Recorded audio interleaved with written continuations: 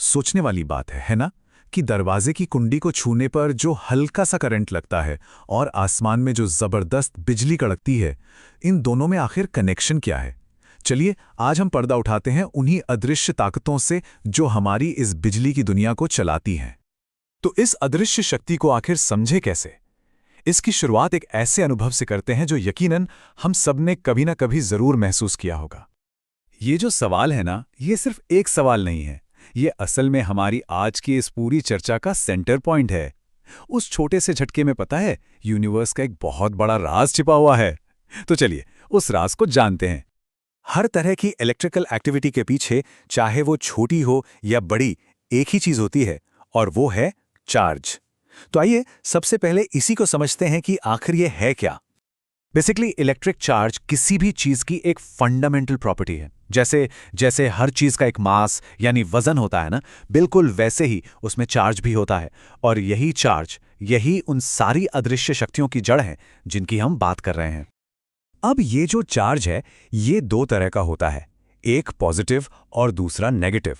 और नेचर का यही प्लस माइनस का बैलेंस है जो इलेक्ट्रिसिटी के बिहेवियर को इतना इतना दिलचस्प बना देता है। ठीक है, तो अब हमें यह पता चल गया है कि दो तरह के चार्जेस होते हैं। अगला लॉजिकल सवाल क्या है? यही कि जब ये एक दूसरे के पास आते हैं तो होता क्या है? इनके इस इंटरैक्शन को कंट्रोल करने के लिए कुछ खास नियम है। और ये रूल इलेक्ट्रोस्टैटिक्स का, आप कह सकते हैं, गोल्डन रूल है। Like charges repel, opposite charges attract. यानी एक जैसे चार्ज एक दूसरे को दूर धकेलते हैं और अलग अलग चार्ज एक दूसरे को अपनी तरफ खींचते हैं। बस इतना सा नियम है, पर यह हर जगह काम करता है। लेकिन ये जानना कि वो अट्रैक्ट करेंगे या रिपेल, ये तो कहानी का सिर्फ एक हिस्सा है। असली सवाल तो ये है कि कितनी ताकत से।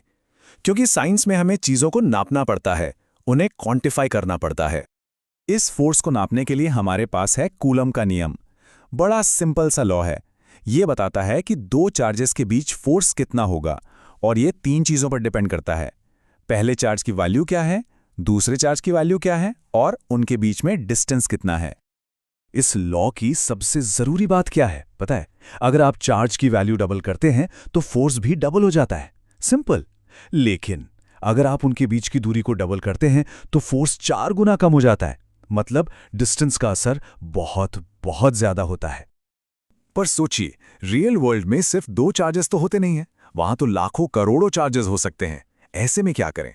यहां काम आता है सुपरपोजिशन प्रिंसिपल। यह कहता है टेंशन की बात नहीं है, आप बस हर एक चार्ज की वजह से लगने वाले फोर्स को अलग अलग कैलकुलेट करो और फिर उन सब को उनके डायरेक्शन के साथ यानी वेक्टर सम कर दो। सिंपल। अब एक सवाल और उठता है, एक चार्ज अपने आसपास की स्पेस पर, अपने सराउंडिंग पर असर डालता कैसे है? चलिए इस असर के अदृश्य नक्शे को, इस इनविजिबल मैप को समझने की कोशिश करते हैं। और इस मैप का नाम है इलेक्ट्रिक फील्ड। ये कॉन्सेप्ट ना फिजिक्स में बहुत पावरफुल है। इसका मतलब यह है कि कोई भी चार्ज अपने आसपास के स्पेस को मॉडिफाई कर देता है, बदल देता है। ये स्पेस में अपने इन्फ्लुएंस का, अपने प्रभाव का एक एरिया बना लेता है। और हां, हम इस फील्ड की स्ट्रेंथ को नाप भी सकते हैं।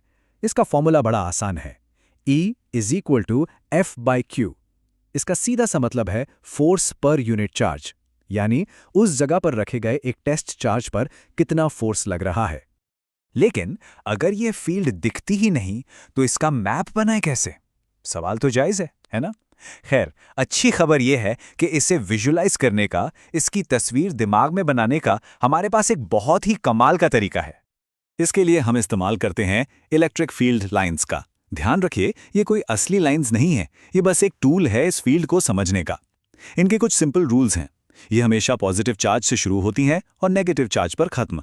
और जहां ये लाइंस घनी होती हैं, पास पास होती हैं, वहां फील्ड उतनी ही ज्यादा स्ट्रांग होती है। और जब एक पॉजिटिव और एक नेगेटिव चार्ज को पास रखा जाता है, जिसे हम डाइपोल कहते हैं, तो इनकी फील्ड लाइंस एक बहुत ही खूबसूरत पैटर्न बनाती हैं। पॉजिटिव से निकलकर एक कर्व बनाते हुए नेगेटिव में जाकर मिल जाती हैं। एकदम परफेक्ट आर्किंग पैटर्न। तो अब तक जो भी हमने जाना वो सिर्फ किताबी बातें नहीं हैं। यही फंडामेंटल प्रिंसिपल्स हैं जो हमारी दुनिया को शेप करते हैं। यही उस टेक्नोलॉजी को पावर करते हैं जिसे हम हर रोज इस्तेमाल करते हैं।